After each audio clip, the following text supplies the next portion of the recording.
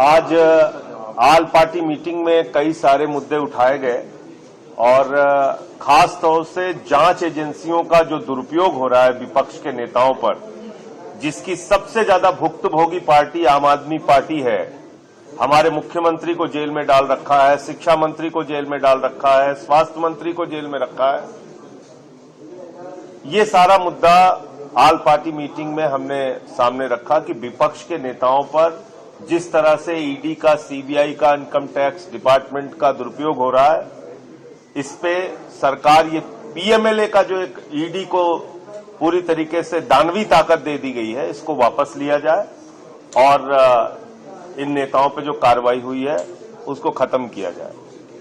दूसरा विषय बजट को लेके मैंने दिल्ली का और पंजाब का इशू भी उठाया। देखिए, बजट अभी आने वाला है, लेकिन पहले ही मैं बजट लीक कर सकता हूं और दिल्ली के मामले में तो मैं लीक कर सकता हूं। 325 करोड़ से ज्यादा हम लोगों को नहीं मिलेगा। पिछले 9 साल से 325 करोड़ मिलता है दिल्ली को। लाखों करोड़ का टैक्स हम लोग देते हैं, लेकिन 325 करोड़ से ज्यादा नहीं मिलता। वो मुद्दा उठाया। इसके साथ साथ जो आज की तारीख में एक बर्निंग इश्यू है कि आपने एक ऐसा फरमान जारी कर दिया जो हिटलर के शासन में होता था। यहां कोई नाजीशाही थोड़ी चल रही है।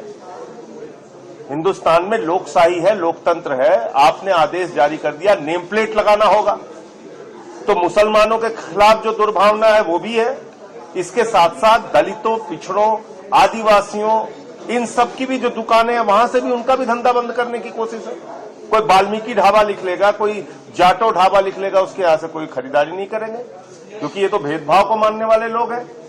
इन्होंने तो श्रीमती द्रौपदी मुर्मू जी को राम मंदिर के उद्घाटन में नहीं बुलाया, रामनाथ कोविंद जी को शिलान्यास में नहीं बुलाया। ये तो वो पार्टी है। तो इसलिए ये जो फैसला है ये दलितों, पिछड़ों, अल्पसंख्यकों के खिलाफ है, आदिवासियों के खिलाफ है। दुर्भावना की राजनीति को खुलेआम और संविधान के खिलाफ है।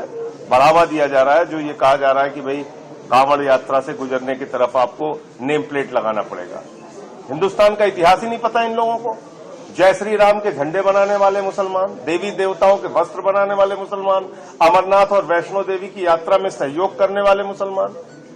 तो आपको कुछ पता ही नहीं है, आप ऐसे ही देश को तार तार करने पे लगे हुए हैं। तो ये सारे मुद्दे उठाए गए हैं और जो छोटी पार्टियां हैं उनके लिए भी मांग की गई है कि भाई कम से कम उनके मेंबर को 7 मिनट, 5 मिनट इतना समय जरूर बोलने के लिए दिया जाए।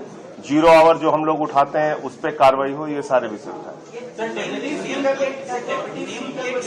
डिप्टी स्पीकर को लेके आदरणीय रामगोपाल जी ने मुद्दा उठाया कि भाई डिप्टी स्पीकर हमेशा विपक्ष का रहा है, तो विपक्ष का ही डिप्टी स्पीकर होना चाहिए।